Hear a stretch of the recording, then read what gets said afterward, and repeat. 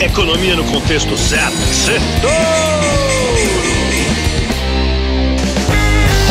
Boa noite, Brasil, ouvintes da Jovem Pan. Bem-vindos a mais um Sextou, o resumo da semana econômica no contexto certo. A eleição presidencial de 2026 continuou impactando os negócios no mercado financeiro. O presidente Lula não parou de cair nas pesquisas e resolveu anunciar medidas inflacionárias que desrespeitam o equilíbrio fiscal de cunho populista para recuperar a popularidade, o que desagradou os investidores. Até o ministro da Fazenda, Fernando Haddad, parece que está balançando no cargo. Nesta semana, tudo que se valorizou com a vitória do Trump sofreu. A Tesla do Elon Musk caiu depois de anunciar a queda de 45% nas vendas na Europa, enquanto o dólar foi pressionado pelos dados mostrando uma economia americana enfraquecida.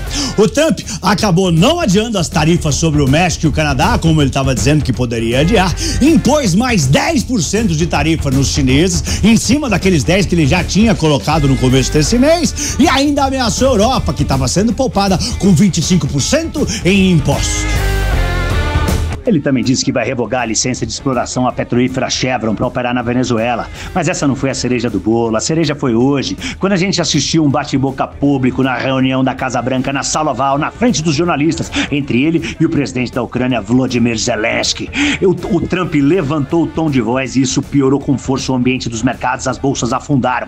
Tudo começou quando o ucraniano questionou o compromisso dos Estados Unidos pela paz na guerra entre Rússia e Ucrânia. Depois do Trump levantar o tom, a coletiva foi suspensa e ele foi na sua rede social dizer que o Zelensky não está pronto para paz. E se isso não fosse o suficiente, além das bolsas afundarem, aqui o dólar disparou depois que o presidente Lula confirmou Gleisi Hoffmann na Secretaria de Relações Institucionais, elevando as preocupações de articulação política com o Congresso e as preocupações com o fiscal. Vamos para os pontos que eu separei para o nosso Sextório de hoje. Primeiro ponto: o Brasil parece um macaco no Airbus apertando todos os botões, não sabe onde vai parar.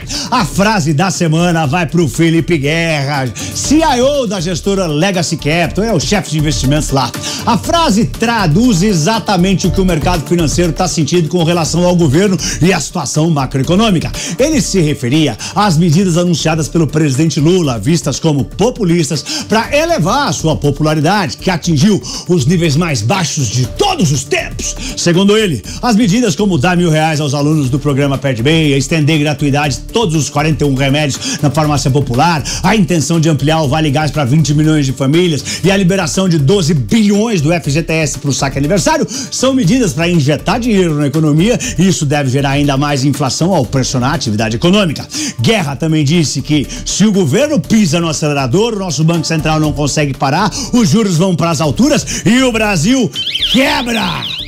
Vale dizer que a inflação já está desancorada. Muita gente já vê a inflação batendo 6, o dobro da meta no fim do ano. E daí, qualquer descuido pode jogar a inflação para 10%, sem contar as preocupações com o desalinhamento com o governo americano, com a agenda local, punindo companhias americanas, podendo resultar em alguma punição contra o Brasil. Ele se refere aos embates entre a rede social Rumble, que abriu um processo ao lado da empresa do Trump, a Trump Media, na Justiça dos Estados Unidos, contra o ministro do Supremo, Alexandre de Moraes. Segundo ponto: pesquisas assustam até aliados de Lula.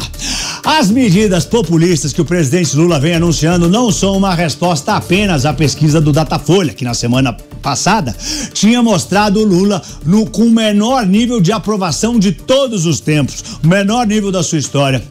Outra pesquisa assustou até aliados do presidente. A pesquisa Genial Quest, que saiu essa semana, mostrou que a reprovação do Lula superou 60% nos 3 maiores colégios eleitorais do Brasil: São Paulo, Minas e Rio de Janeiro. E mais, pela primeira vez, a reprovação supera a aprovação até em estados onde Lula venceu em 2022, como Bahia e Pernambuco. Isso fez o mercado financeiro ficar com o pé atrás, esperando ainda mais medidas populistas que podem machucar ainda mais as contas públicas e pressionar ainda mais a inflação. Terceiro ponto: Haddad vai cair? No mercado, voltaram a circular boatos de que o ministro da Fazenda, Fernando Haddad, deve ir para a Casa Civil. Essa ideia já tinha circulado no começo do ano, quando relatos deram conta que o vice-presidente Geraldo Alckmin assumiria a Fazenda. Essa mudança representaria uma espécie de renovação da cara quarta compromisso do governo Lula, trazendo um político, Alckmin, que simbolizou o centro na campanha de 2022. Ele não possui uma visão expansionista de gastos e mantém uma excelente interlocução com o mercado financeiro. Já Haddad tem enfrentado resistência para dar sequência na sua agenda, inclusive dentro do próprio PT.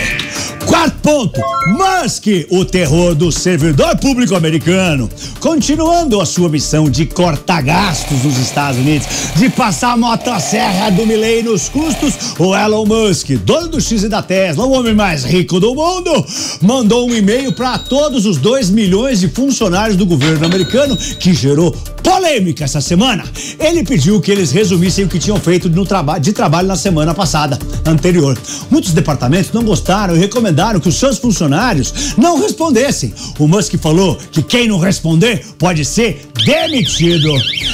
Mas apenas metade respondeu, 1 milhão de servidores. O Musk relevou e deu um novo prazo para as respostas, 13 de março. Agora, não se sabe se ele vai dar uma terceira chance para quem não responder. Trump continua apoiando o Musk e disse que o Departamento de Eficiência Governamental, o DOGE, liderado por Musk, busca $1 trilhão em corte de despesas. Já o Musk deixou um grande alerta. Se o ritmo de despesas for mantido, os Estados Unidos vão falir. Nas contas dele, para não quebrar, os Estados Unidos precisam economizar $4 bilhões por dia, todos os dias. Quinto ponto, Ike Batista lança cripto e projeto da Supercana.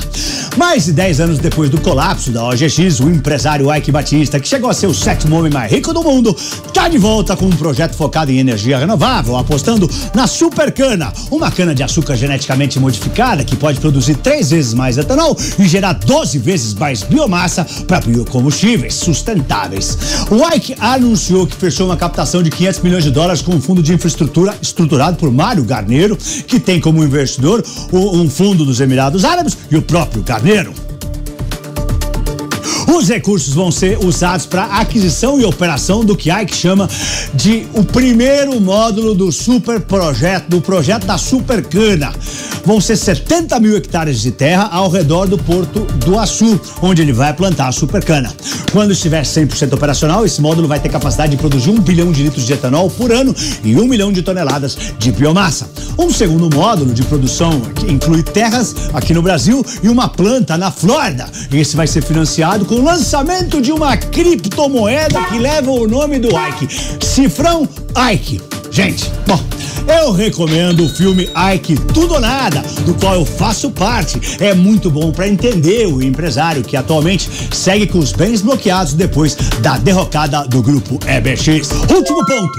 Milley, economista do ano. A Ordem dos Economistas do Brasil, OEB, escolheu o presidente argentino Javier Milei para receber o prêmio de economista do ano. Foi destacada a visão estratégica de Milei para estabilizar a economia em tempos difíceis. O presidente argentino conseguiu baixar a inflação de 25% ao mês para pouquinho mais do que 2% ao mês em janeiro. Impressionante! Cortou gastos públicos em 35%.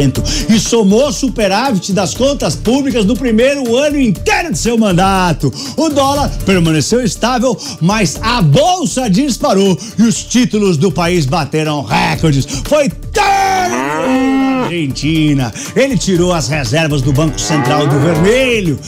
O FMI prevê que a Argentina vai ser o país que mais vai crescer aqui na América do Sul. Vai crescer 5% em 2025. Prêmio merecido, Milei. E pra semana que vem é carnaval. A bolsa não abre segunda e terça e só volta quarta-feira à tarde, à 1h. O meu Minuto Touro de Ouro da Manhã só volta quinta-feira. Nos Estados Unidos, destaque pro payroll, o CAGED americano. E na Europa tem decisão de juros pelo Banco Central Europeu. Por aqui sai o PIB do 4º trimestre. Eu sou Pablo, boa noite e um lindo fim de semana em família.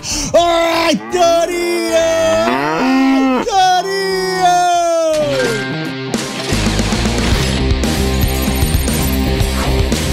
Economia no contexto certo. Certo!